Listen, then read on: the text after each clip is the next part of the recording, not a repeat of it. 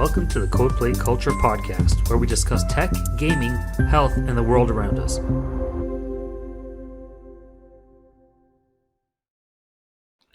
Back for another exciting episode, week over week. Rui and Logan back here, CodePlay Culture Podcast. I'm sure episode number 3, that'll get a little bit more.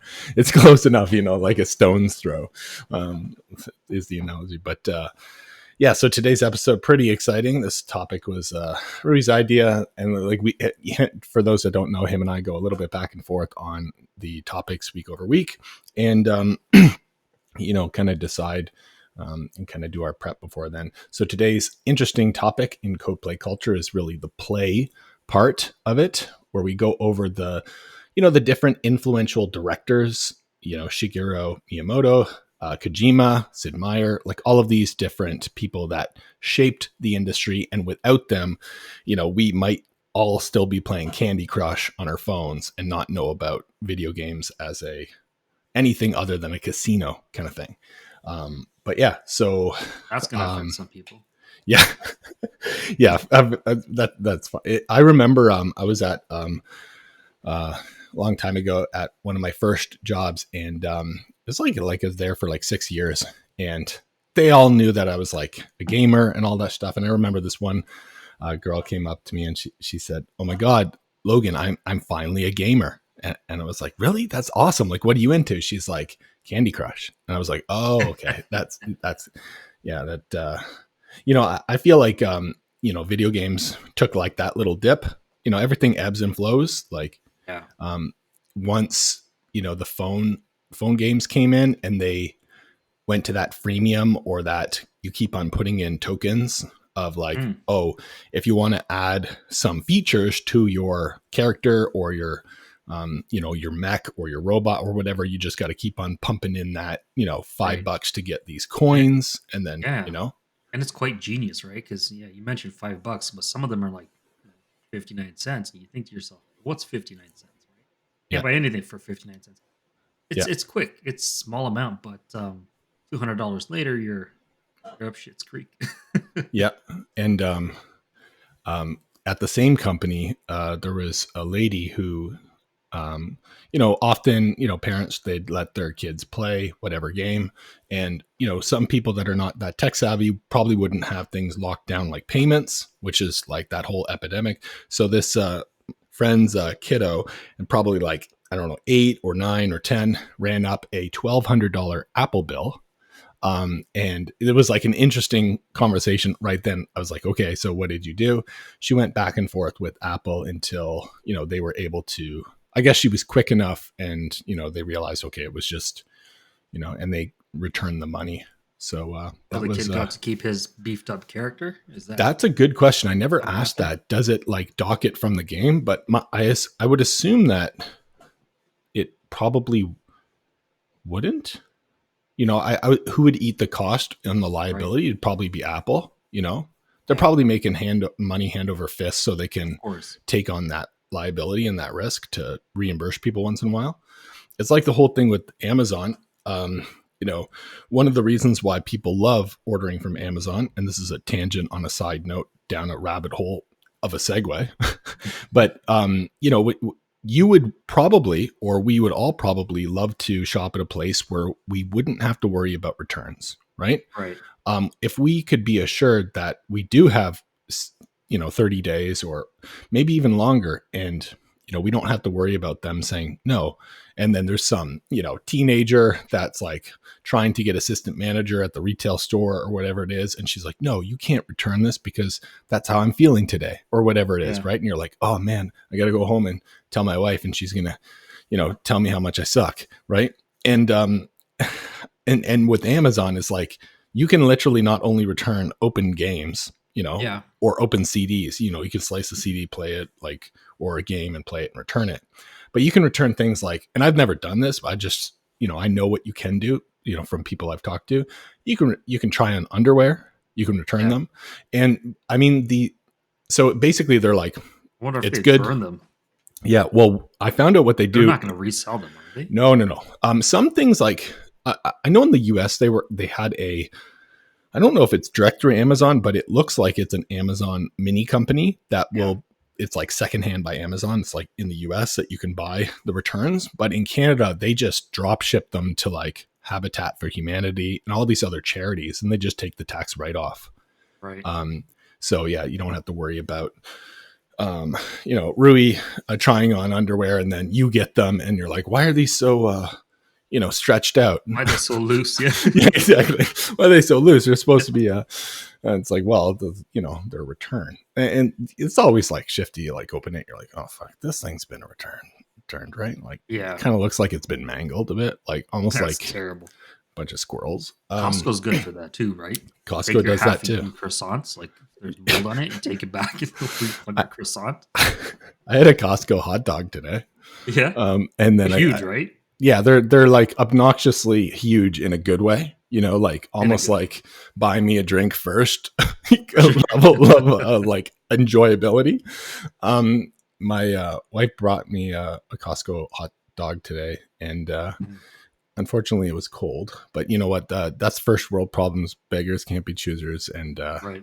I thank my wife every day for bringing me Costco hot dogs. Nice. He knows how much you love your hot dogs, man. Yeah, but then when I squirted, I got to put a long blank pause in there. When I squirted the mustard and ketchup, I got both the mustard and ketchup water. And worst part, she's like, "Oh, you didn't shake it," and I was like, "You don't think I shook? I shook the hell out of that thing." It's like I got Water City there, and so far so good. I got my protein, got my carbs. We're ready to rock it. Game directors, like without like going through our list of prepared people, like just hypothetically straight off the dome, who do you think is your personally most influential game director or kind of like creative mind behind a set of games, a single game, and for what reason? Well, I do have a single director that I think is by far the best in my opinion, because I just love his games. I spent hundreds of hours on these games. They're just amazing. And his name is, what is his name? Yu Suzuki. So he's the guy who made Shenmue. And I don't know. Yes. At the time when it came out on Dreamcast, was a revolutionary game, and it was just the best of the best. You can literally, it was one of those games where it may have been the first of its kind, where you can go in every single house and interact every single person, although they don't do much. But this is before Skyrim and or Morrowind, right?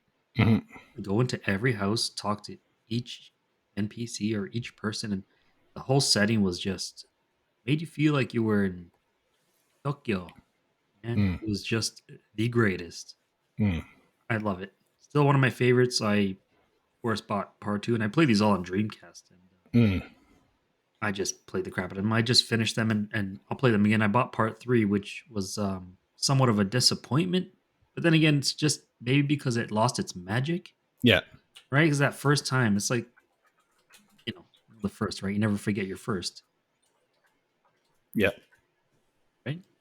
What do you think? What's your absolute favorite, or one that kind of... Probably like Sakaguchi, Hironobu Sakaguchi. He's the, for those that don't know, the creator of, I would say creator of every one of the Final Fantasy games before they started sucking.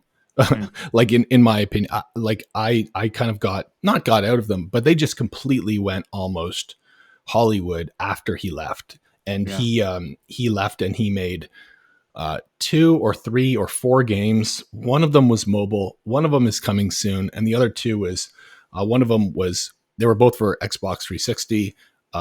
One was Blue Dragon with the art style of that kind of Dragon Ball Z, Dragon Quest, whoever that creator is. Yeah. And the other one is, it is, I forget the name of it. But if I'll look it up real quick. It's, Hironobu Sakaguchi 360 game. Of course, like my favorite game of all time, I'm drawing a blank on it, and it's not even charades. That was my pun.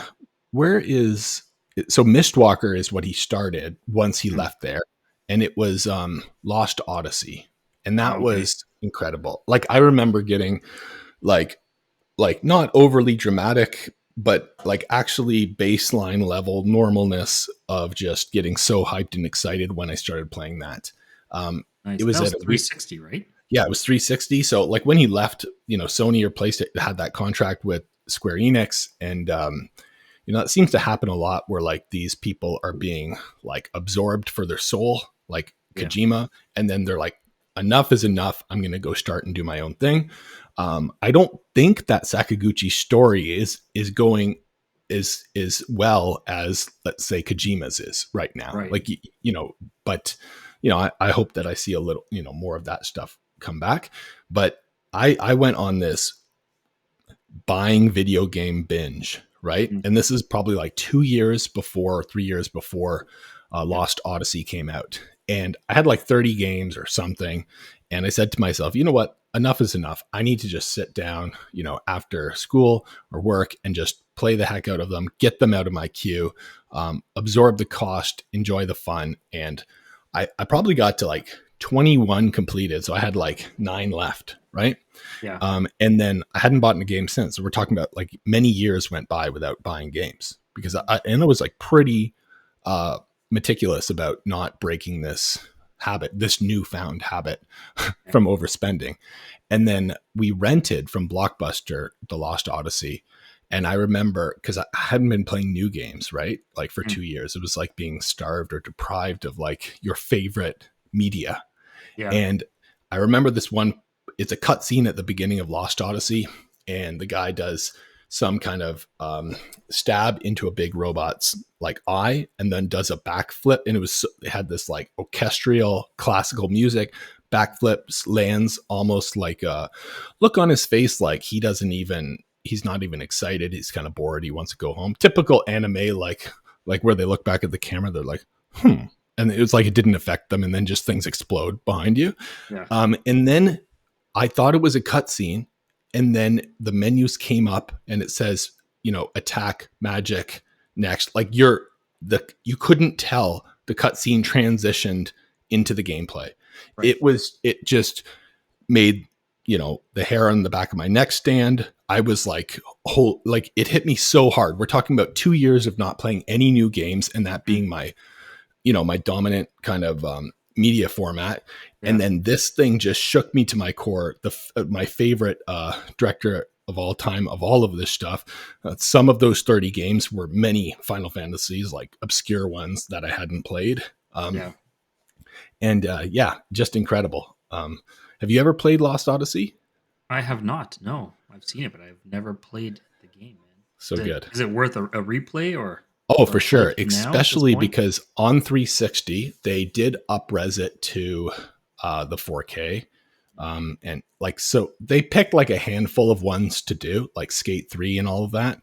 Yeah. And those that got the love treatment of the 4K 60 FPS upgrade.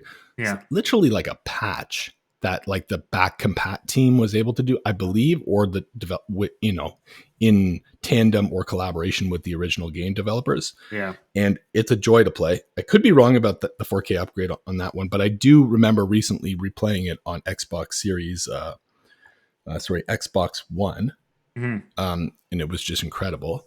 Nice. So like the two main characters are, husband and wife, and they're immortals, right? Mm-hmm.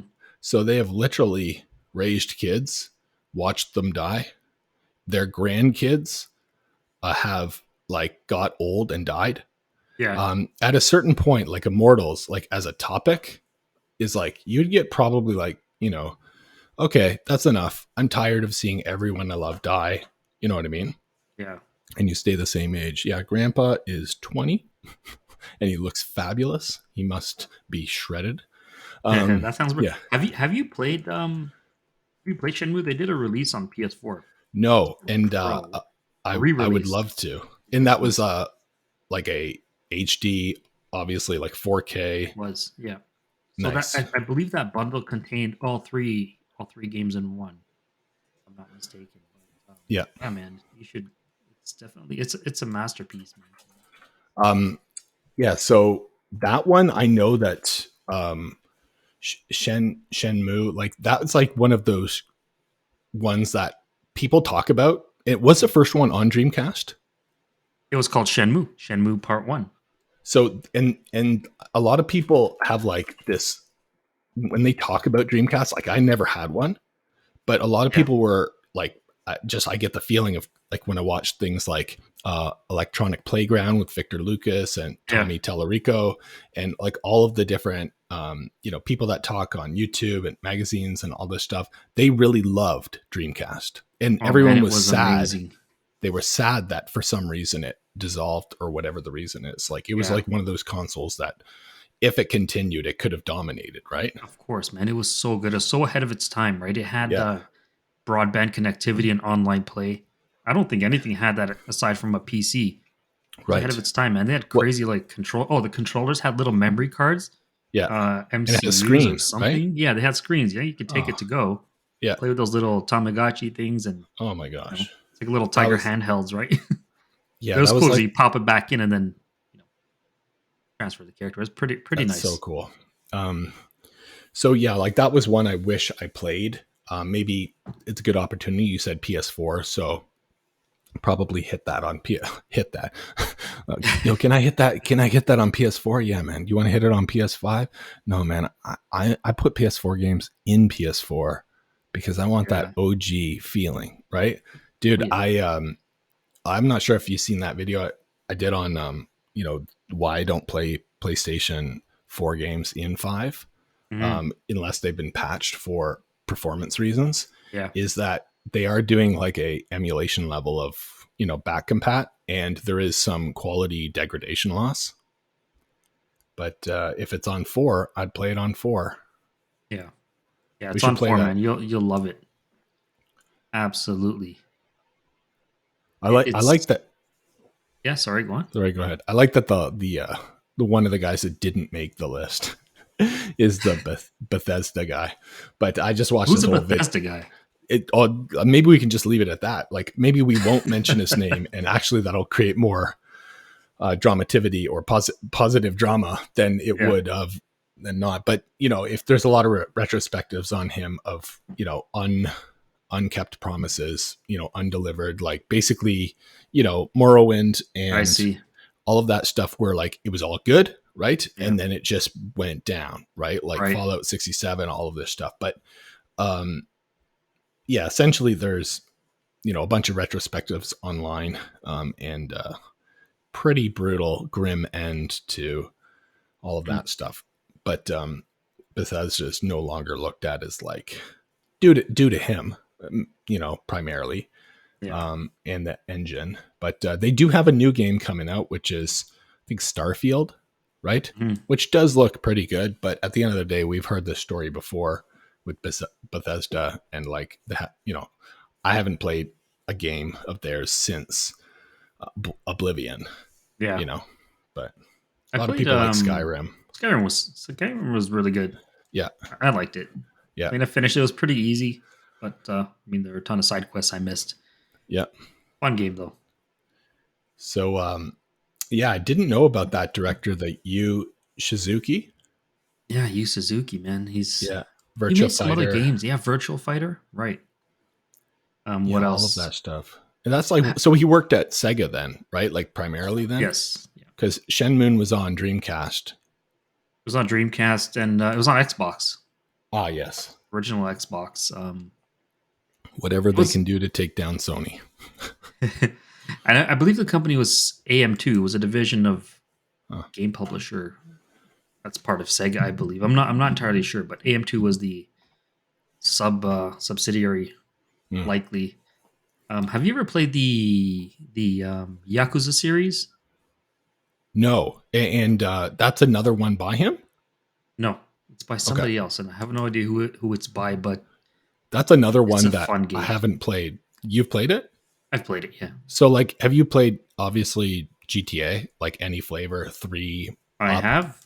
Yeah. So, how would you like pick one? Which one would you prefer to play, and why? I prefer to play GTA. It's a lot more open world, and I don't think you can't get into cars in Yakuza. It's more story based, right? And the fights are kind of, I'm not mistaken, they're turn based or kind of scripted, as opposed to just shooting somebody or mowing Yep. them down with a ice cream truck, right? Yep. So you can't do all that fun stuff in Yakuza, unfortunately. But story wise, it's way better than GTA. I think. Yeah. So yeah, for story, you want Yakuza. For like overall game, probably GTA. Yeah, when I'm drunk, GTA is way better. Fair enough. Yeah. Yeah.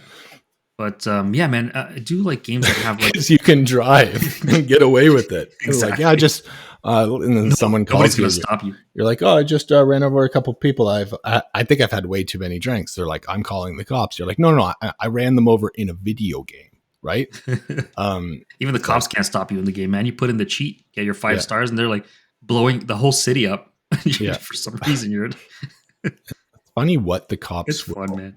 In GTA, what the cops will do to like the civilians that will die for them trying to get you. They kill themselves trying to get you. I've seen them like jump off bridges and drown themselves. So another good one, Miyamoto or Miyamoto-san, as I guess that's how you refer to anyone is like Mr. Miyamoto-san, Shigeru Miyamoto, famously known for the father of Nintendo.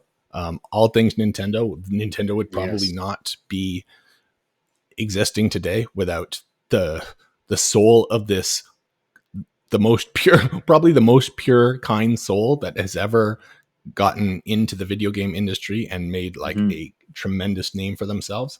Like looking at the rest of the list, like I would say, who would you want to, who would you say is probably the most kind, humble, pure spirited, happy go lucky, and I would definitely say him. I would too. I'd have to agree with you. He rides his, I think he, like last time I checked, heard an update, but he doesn't drive to work like past like 20, 30 years, whatever. He just rides his bike to work. Nice. And he just probably has that Miyamoto smile the whole way. He's going to live like 150. Yeah, that's what they say. Like, you want to die early, just sit at your desk and work. Exactly what we do all the time. Yep. That's why I got a treadmill underneath my desk. And I would be walking right now, but that would be obnoxious for the microphone. Yeah. So no, he's definitely a, he took that company to the next level, right? He made Nintendo what it is today. Yeah, it's just great, man. Great ideas and such a good, humble person. And have you seen that Mario theme park that he keeps on showing off? Yeah. I'm not sure. Not so humble. Never mind. Yeah. I don't know him personally. I'm just fair enough. Just regurgitating. Yes. Such a humble. Yeah. I have no idea. For all I know, he's sacrifices Yoshis in his spare time. What do I know? Yeah, exactly. Can you imagine? He's like, everyone thinks everything's good. And then Yoshi's just like, no, please. And he got him hooked down to a table like James Bond villain, Tell me where the egg is, Mr. Shoshi. Where are you hiding that egg? And then Yoshi's just like, let him, because he licks. I just returned, or I traded into GameStop, Yoshi's Crafted World. Mm-hmm. That was one I bought and got all the plush, amiibos. Yeah. Right? What is that for Switch? Yeah, it was originally, it's for Switch. And I forget the amiibos still work on Switch. They were like a Wii U thing. Yeah.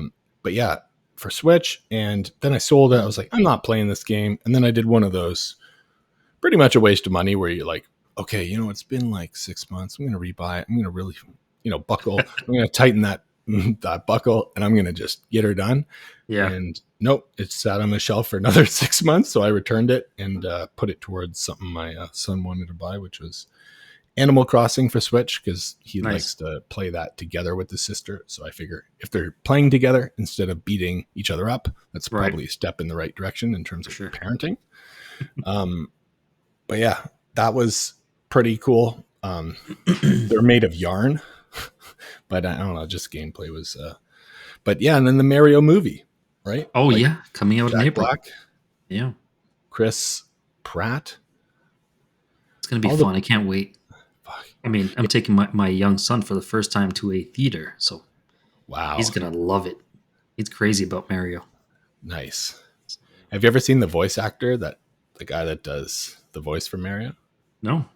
It's kind of like an old guy. You know, you'd probably expect him to sound like Mario. Yeah. Doesn't look like him, but man, it's kind of cool. Does he have an accent? I don't recall. I think a slight one. He almost looks Yeah. like he's, I don't know, of European descent. Right. But yeah, and so many different Mario games that come out over the years. Like my personal favorite, just because of the Sakaguchi love affair, was Super Mario RPG. I'm not sure if you've ever played that on SNES. I have.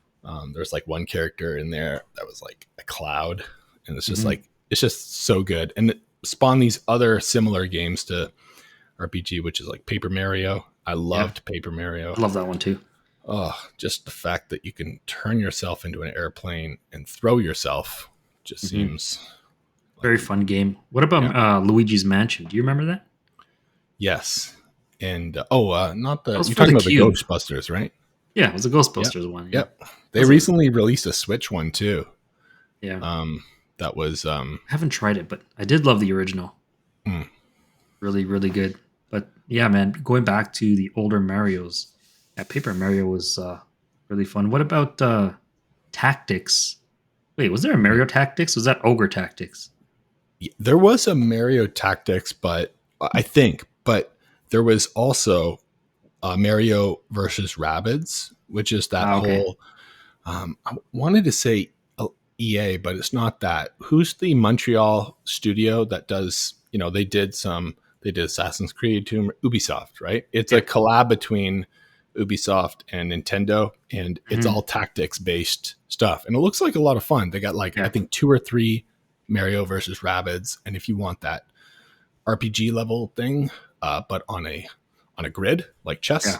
But I did play like Final Fantasy Tactics Advance. Like I even had this little tiny Nintendo thing that was like super small, like the size of like half of a Mars bar. And I would just put it right up to my eyeball because it would only be able to, only one of the balls would be able to see it. I'm like, okay. And then it would just burn my retinas, but I had a blast in my bed, ignoring my homework. And then, there was no paper. There was no Tactics Mario. It was Tactics Ogre Tactics. Tactics. Yeah. I'm mixing up my games. Yeah. That's what happens, man.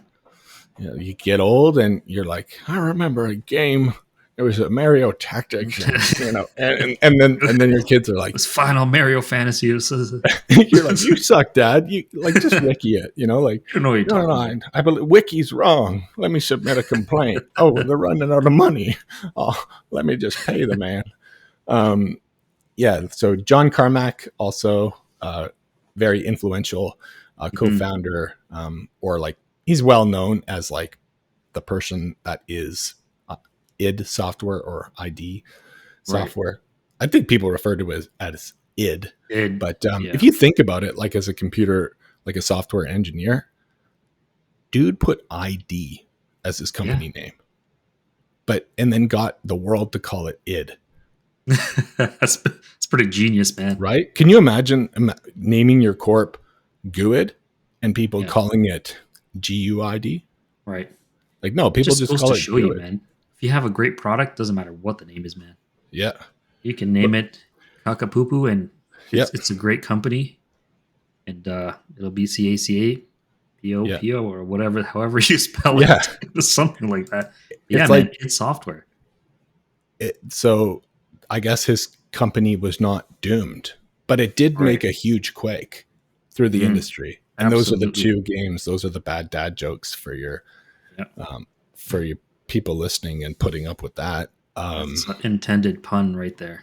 Yeah, it's big pun. Like, you like my rapper joke? It's not about like candy bar packaging. Look at that. That was just brutal.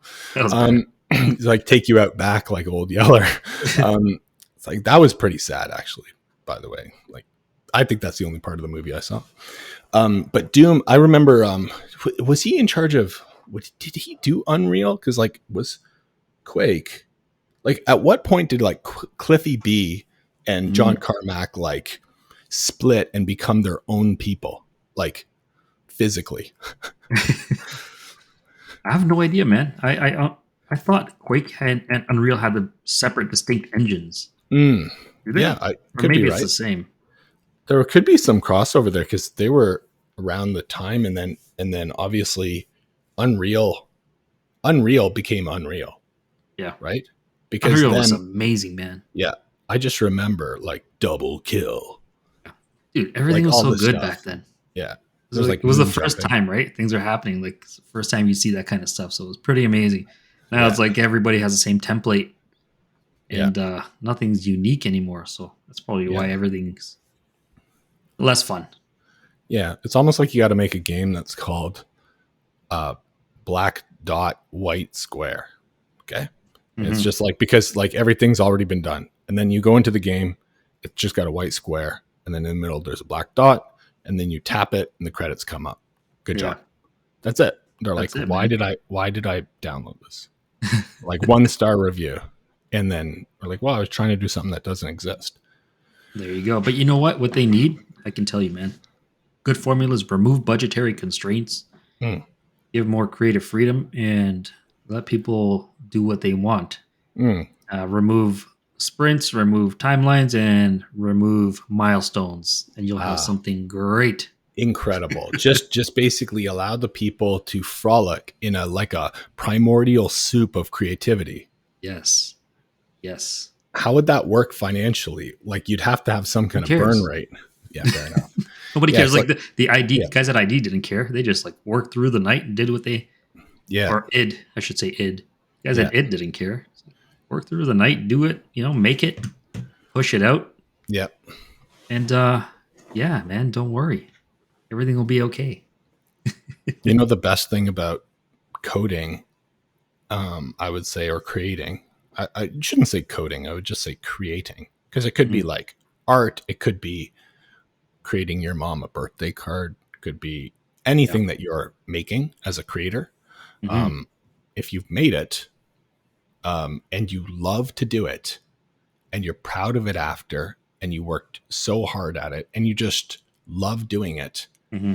and then 8 hours pass and you're like, oh, I needed to get paid, or I can't, or they're going to take my house, I can't get groceries. Yeah. Like there is so much unlocked human potential that is just being like um or inhibited by capitalism, Right. right? It's So being restrained, right? yeah, I have a feeling that if we knew what we knew, like maybe 500 years looking back, we would realize, man, humanity was holding itself back from like universally evolving.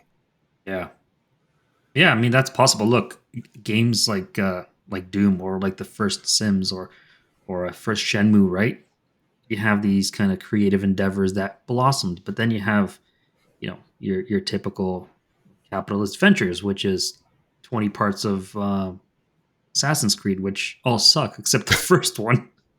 God, yeah. Assassin's Creed is good. Now let's just make it a bunch of weird spin-offs and we'll take our money and just destroy it. Thanks, That's it. guys. I Oh, mean, even the sequel was pretty bad. I yeah. couldn't play it.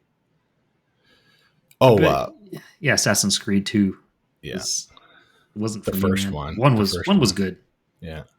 right? Had a cool premise. It did. Like Kojima, right? With the whole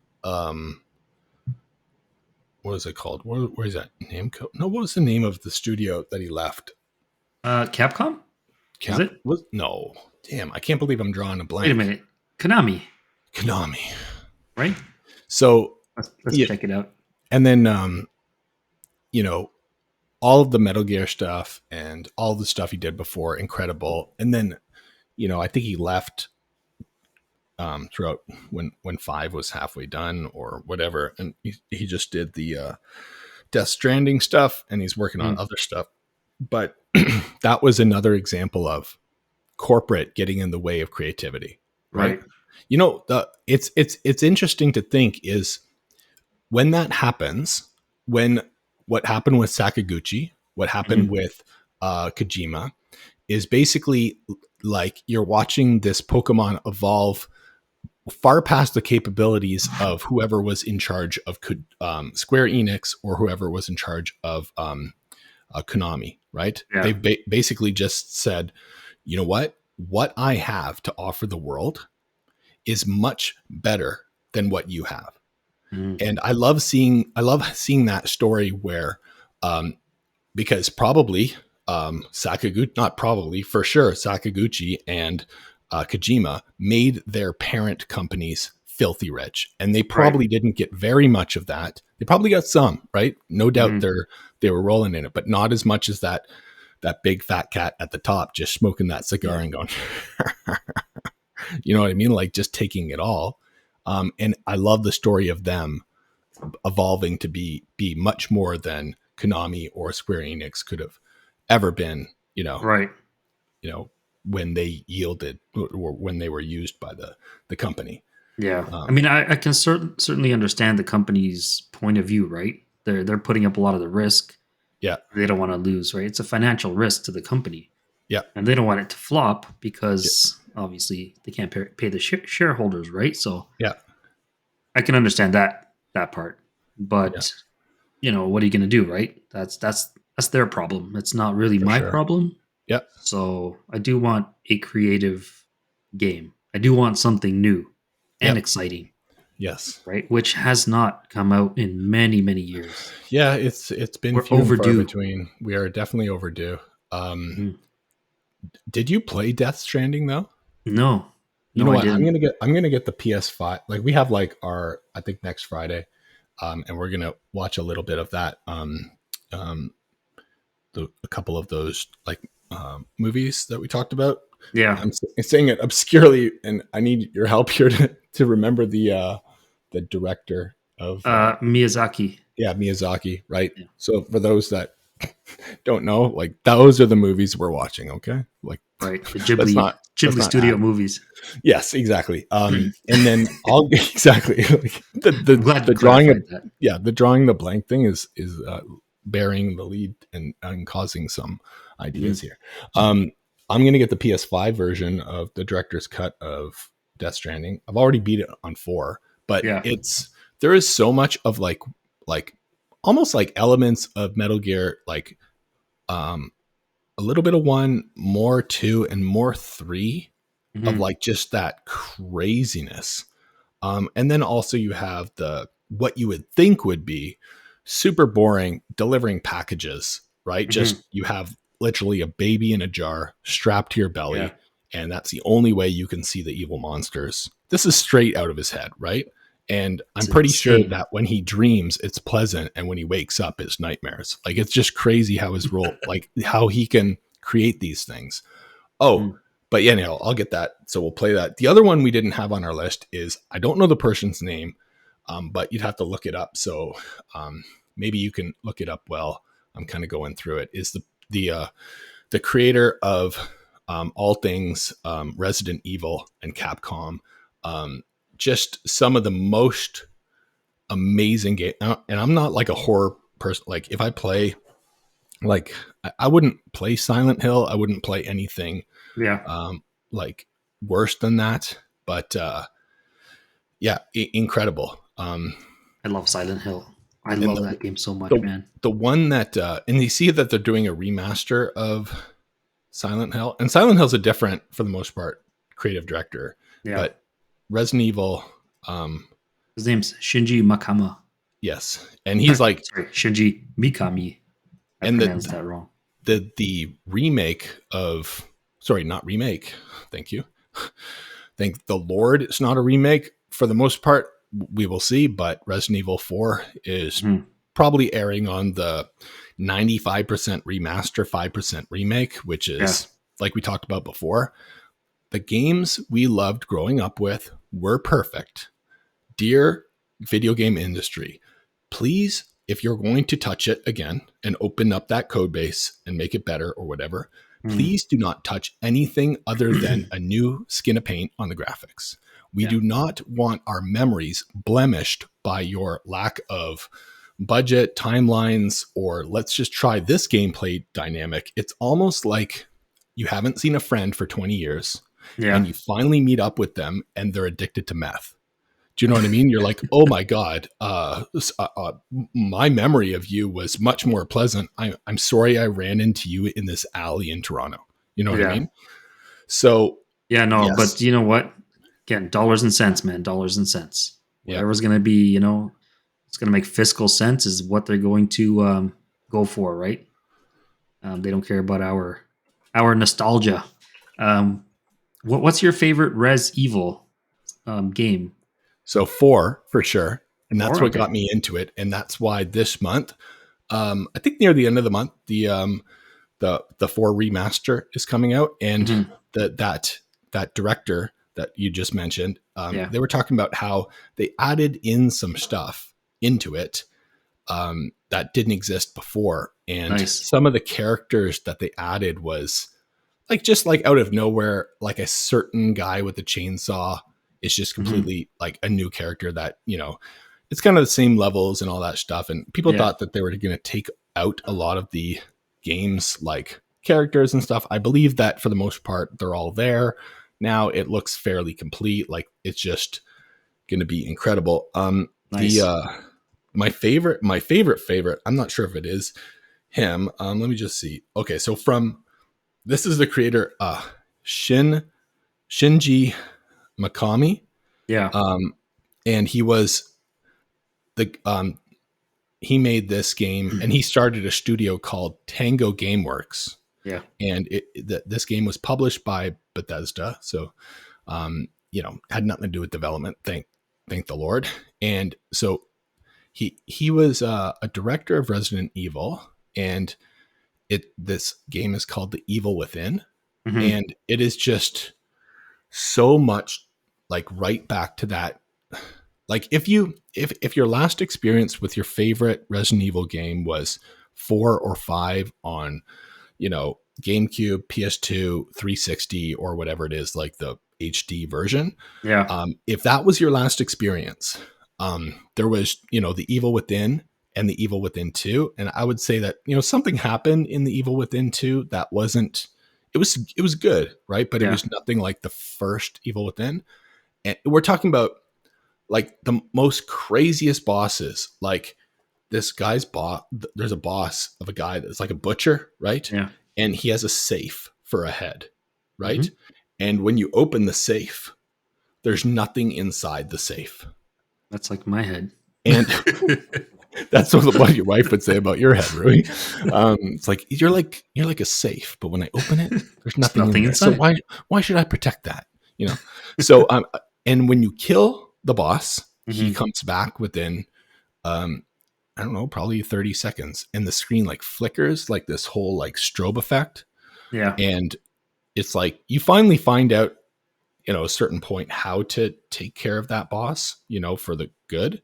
right. But it is crazy. The bosses, You know, when I played Resident Evil, not the originals, for the first time, it was number 5, and I'm used to playing Resident Evil where it was a puzzle game, and it was just, for me, that's Resident Evil, not over the shoulder Mass Effect type, but yeah, puzzle where the camera's kind of at the top and yeah, it's ominously looking down at you, yeah, and you feel like you're being watched, but you're just watching yourself. It's really a meta moment, but you're like walking around and doing puzzles, moving statues, having them having them sit on little, I guess, little floor panels that do yeah. stuff. And it was literally that for me is Resident Evil, because my favorite of all the series is one called Code Veronica, which was That probably was my Dreamcast, first right? brush with Resident Evil. Yeah, it was Dreamcast. Oh I played the hell out of that system, and it had like 60 games, yeah. which is probably their whole library, to be honest.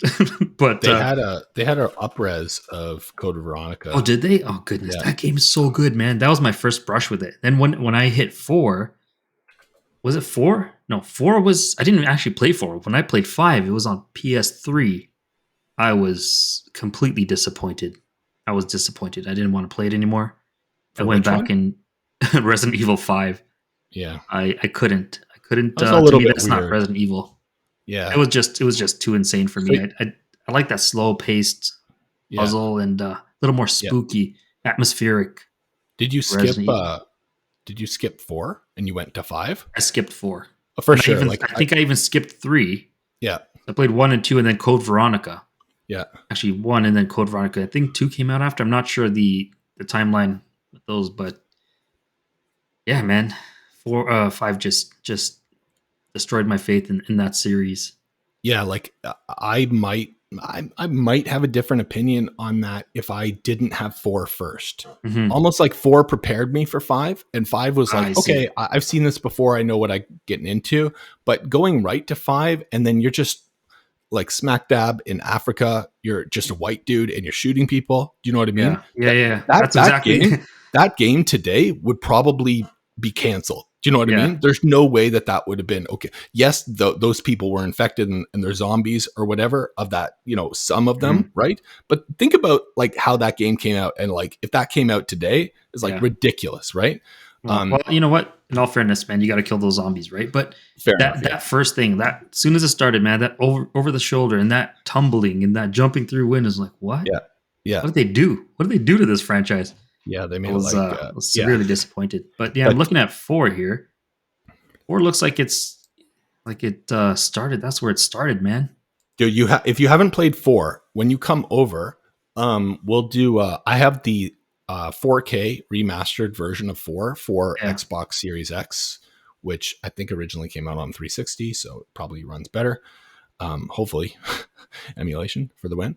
But you'll love it. It's like, I think you're in some kind of like Ukraine or Russian kind of like, no one's speaking English, and like, you think these all villagers are normal until their heads pop off and there's like these squids, and the squids like, try to attack you. And then like, it's very like religious too, almost, because like they're all like, and then a bell just rings and they all go to church. Like they were attacking you. They're like, hey, and then the trailer was where Leon Kennedy is like, hey, where's everybody going? It's like literally just getting like axes thrown at them, and like, sorry, it's Sunday at 10. We gotta go. We have our priorities right now. But that's pretty cool. But what about Raccoon City? Ever tried that one? No. Was that PS1? Raccoon City? Honestly, I don't know. Let's see. That's another one that was on my list to play, but I feel like that's more of like a FPS, like a straight out FPS, man. Oh yeah.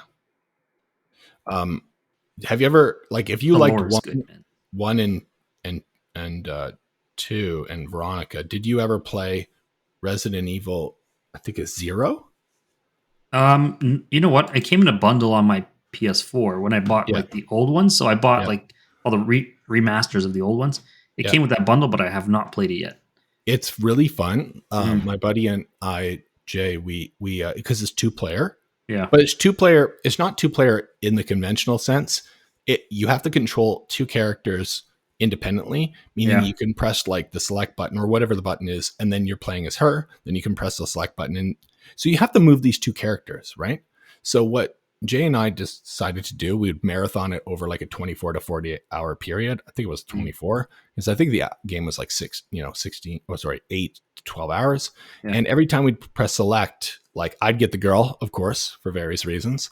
And then he would play the dude. And then we would just, every time we have to hand the controller off, we would just press select and hand it off. And we marathoned it like that. That would have been a pretty cool, innovative gameplay live streaming experience if those things existed back then. Hey, didn't we play a game like that? We played that man, what was that game? That anthology game. What was it called? But it's pretty spooky too. It was oh, you're talking about the Man and Medan. Yes, and all of those. Games, yeah. And I have a new one. Well, no, we beat that new one, but then there's another one out that, and those are like the choose your own adventure. Remember like out of nowhere, things would just pop, and we go back and we're like, oh, nothing's there. And then we look at each other like, no, there was something there. Exactly. Yeah. Like they can't do that. Right. Speaking of games that used to freak me out, I don't know if you ever played this game. It's called Fatal Frame. Yeah.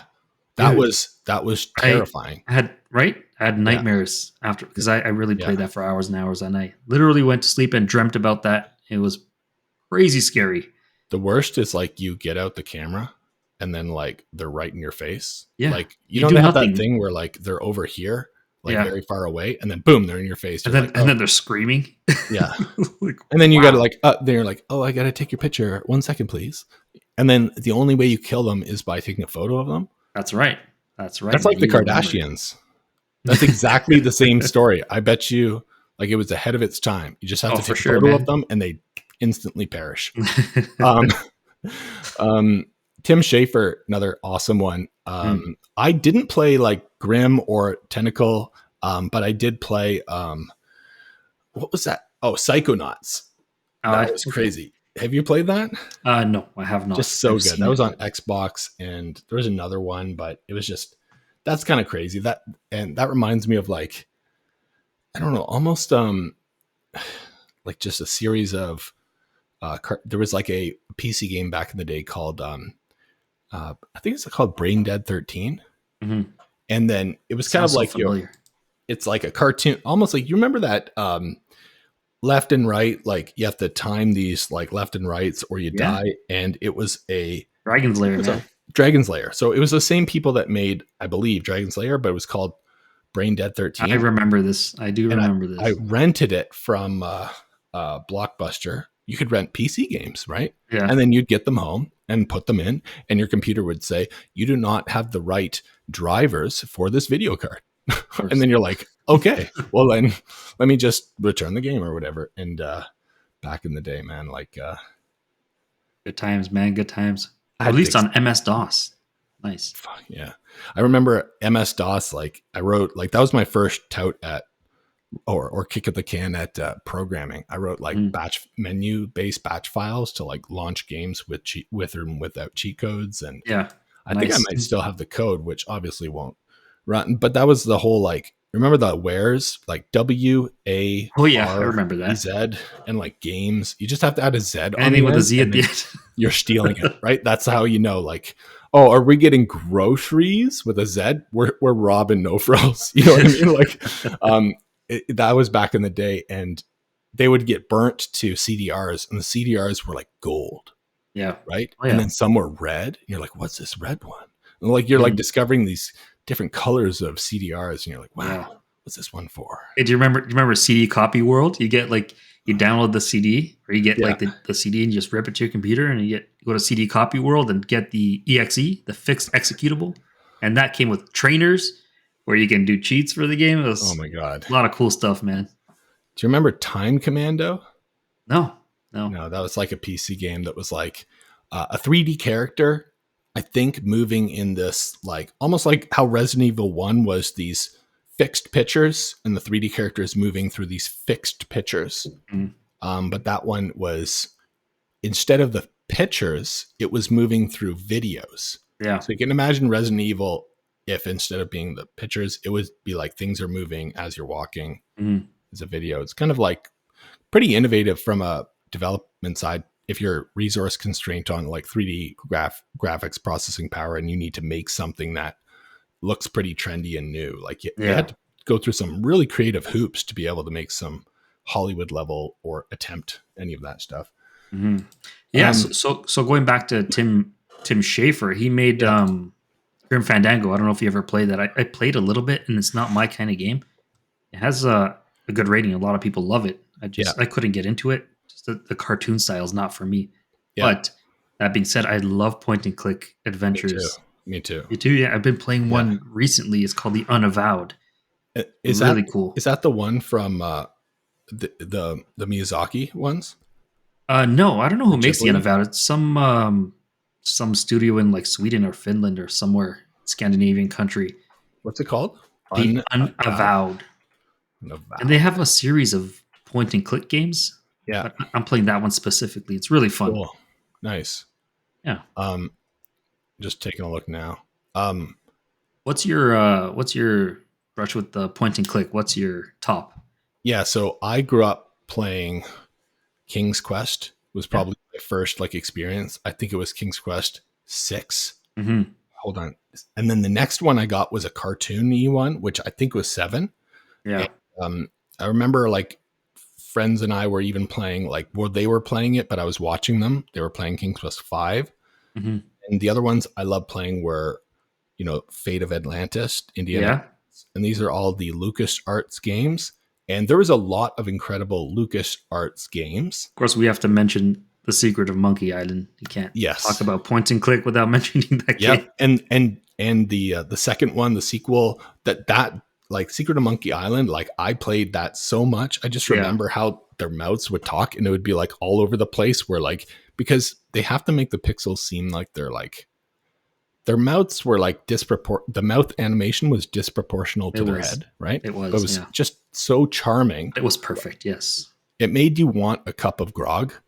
Oh yeah, man! I want to be a pirate. Everybody did after playing that game. Yeah, and then we had to wait a couple of years till we got Pirates of the Caribbean to want to be pirates again. Right. You know, until this day, I still paint my toenails black.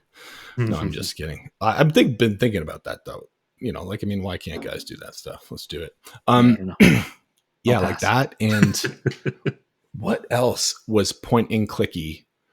So that game, there were point and click. That was like one that really stood out, but there were a lot of really good ones. King's Quest, of course, as you brought. Leisure Suit Larry was pretty dirty, but not for kids. Not for kids, because it was And then the director or the game changing director of King's Quest and all that stuff was, I think, Sierra Williams, or I'm not sure her full name, but it was made by Sierra. Yeah. And but I think her name there's something to do with Williams. I see. But yeah, she was incredible for what she created. I think the one after 7 was 8, and it was all 3D. I didn't play it. I always wanted to, but they did come out with a King's Quest like fully revamped new one that you could download on Xbox, and I played that one. Yeah, it's not the same.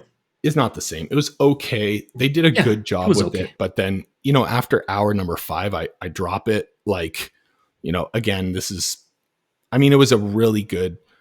I was really compelled on it, but it's so difficult. Like, think about, if they're budgets aside, even if you have the same people, like even the director, like you were at a different state, both like technically, maturity wise, at that point of your life. And, maybe asking I shouldn't, put it in that way, but maybe asking people to recreate like what we love from our childhood in a different way is too difficult. Is a very difficult ask, but at the same time, they could that's why remasters are best bang for your buck. Literally, you have the game, you know what to do. Don't mess it up. Just like, and I'm not talking about a new skin of paint. I'm talking about like, like make actual sprites instead of like gobbledygook pixel characters, right? The thing is the money, right? Like, it's going to target a niche, crowd, and they want to target a broader audience. Yeah. Like, how many people want to play King's Quest remastered? Sure. I don't know. I mean, I do. Yeah, for sure. You know what they've done for that is, for that same question, is they get a GoFundMe going. Yeah. And once they reach, some of them, like, games have started based on GoFundMes, and they reach like $1 million, and they're like, okay, we got $1 million. We can, that's a good idea, develop this game. Yeah. So, if anyone wants a game developed, if get enough people together and go on GoFundMe and just put it up there, and if you got a really good idea, like, I'm telling you, it has happened, and they do make this stuff. Yeah. And it's incredible. What do you think of Telltale games? Now, here's the thing, right? When you look at point and click adventures, Telltale games are lumped in with them. Yeah. But are they actually point and click? They are kind of like a choose your own adventure book. Right? Yeah, but are they point and click? I don't think so. No. I think you're not pointing and clicking. Well, I don't know. Honestly, I don't know the semantics, but yeah, you're maybe pointing and clicking, but it's not the same as that genre, right? Yeah. But I think I despise Telltale games. I can't play them. I think I do too, and it's pretty bold of you to say that, because I feel like a lot of people are feeling that same way, and they maybe lack the confidence that you do to just come right out and say, you know what, I know that they're beautiful, they're doing some good stuff. They are beautiful. I absolutely loathe them too. Like, I'm sure that there's a lot of technical stuff that goes into them and all that, but of course, I don't know. I just feel like it's shovelware at this point. It's probably not very easy to create. I mean, relatively easy to create compared to other AAA titles. They seem to come out with them very quickly. That could just be an efficiency thing, but it could also be, obviously, because it's easier to create options and branching animations than actual gameplay. there is some of that choose your own adventure stuff that was pretty good. I forget the name of it. There is some that was really good. Some of them were really good. And off the top of my head, I can tell you, maybe not off the top of my head. I may have to think about it. I can't remember. It was like a really PS2 choose your own adventure. It was like this psychedelic one. Choose your own adventure. I'm trying to think. I did enjoy. Oh, yeah, no. What was that? What was that game on PS3 where you're an investigator? This was a Telltale game where you're like an investigator, and it starts off where you have like man, I can't remember. Yeah, an inhaler. You have an inhaler. You have to like shake your controller, and then the guy like takes a puff of it. I think one of them was heavy rain. Heavy rain. Yeah, right. That one. This is what I'm trying to get to. Of like, yeah. So you're already kind of ahead, and even Detroit Becoming Human is one of them. Mm-hmm. Before I couldn't play that for like more than an hour. Fair enough. So Heavy Rain, number 2 on this list of like most influential point and click, but the one before it was really, really good too. But I feel like what happened, like without knowing if there's any way to trace it at all. Oh yeah, it was Indigo Prophecy. Oh, okay. So it was first PS2 Indigo Prophecy, then I played Heavy Rain. I think that's the order. And then basically Telltale's like, oh, I like this recipe. Let's just create a bunch of, The Wolf Among Us, all this stuff, and like to each their own. But I really feel like, and historically people sometimes come out with an incredible idea, right? Of course. And then the shovelware comes, right? And this is the Assassin's Creed effect. Yeah, exactly. It's exactly it. Yeah. Or as I call it, it's like the disease of sequelitis. Where like, oh, they caught the company caught it, and now they, if you get bad enough sequelitis, it converts to shovelware-itis. And then you just basically, it's all downhill. When we didn't talk about Sid Meier, he's another influential a dude, makes Civilization, all the tycoons and they make SimCity and stuff like that. Did he? No, that was Will Wright and The Sims. Yeah. And they were both very influential, especially in the PC game series. Yes. Like it did come over to console. I don't think we know like off the top of our head, unless you do the main people responsible for StarCraft and Warcraft and all that Blizzard? Stuff. Or the guys. The guy. I don't know their names off the top of my head. Okay, but Mike Morhaime is okay. I think that's his name. I'm not sure, but he's a World of Warcraft developer, director, whatever. Yeah, man. I like Warcraft. Yeah, there you go. Yeah. It was like I watched a retrospective of the fall and decline of, well, not the decline. It was like the rise of Leroy Jenkins. Oh, nice. And like where he's at, like he'll just, turn up for events. He says this, 2 words, they hand him a check and he's like, I'm out, I'm hitting the casino. He's got the babes around him. He's throwing craps, I love that. Dude, honestly, I love that game. It lost its charm and magic, but yeah, still one of my top. Right. Yeah. So, all right, Rui. So what are you looking forward to of these like top super crazy in a good way, the best way possible, game directors, game-changing directors, of these directors or directors not mentioned in our podcast today? What is the, 1 or 2 games you're most looking forward to coming out in the next couple of years? I don't keep up to date with what's coming out, but I'm looking forward to more Miyamoto characters, more Super Mario Brother games, and Yoshi games, Donkey Kong games, because, I have a small child and he loves to play Super Mario. So that to me now is, takes precedence. Yeah, for sure. Looking forward to more fun Mario games and movies and all that good stuff. How about you? On my side, like I said, the Resident Evil 4 remake this month. Another one I'm looking forward to is of not listed in here. I don't think we talked about, I think his name is Aranoma or anyhow, the guy that made Zelda, Yeah. The new, it was called the Breath of the Wild 2 for Switch, but it became its own title, which is, I don't know, it's coming out in a couple months, I believe, the new Switch Zelda, which is a lot of buzz about that game, right? Yeah, it is called the Tears of the Kingdom, and I'm a little worried about it, given that it's set in the same engine, because right as up to this date, it has the risk and potential to flop of a sequelitis level thing, right? But looking back at all of the Zeldas, did any of the Zeldas, like, it could be the first of all time that like I don't think it's going to happen. Majora's Mask was a bit of a, I don't know. Some people loved it, man. That's the thing is, what? Majora's Mask was the only one. Well, not only one, but the thing about that one was Zelda games historically up until that point took like 3, 4, 5, 6 years or whatever, right? Yeah. They took a long time. So I think someone from corporate or whatever said, you have like 2 years.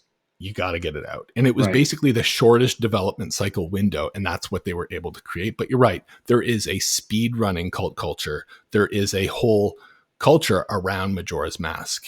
Yeah. And there's lore and like lies and fables and these like conspiracies on, this person was really this person.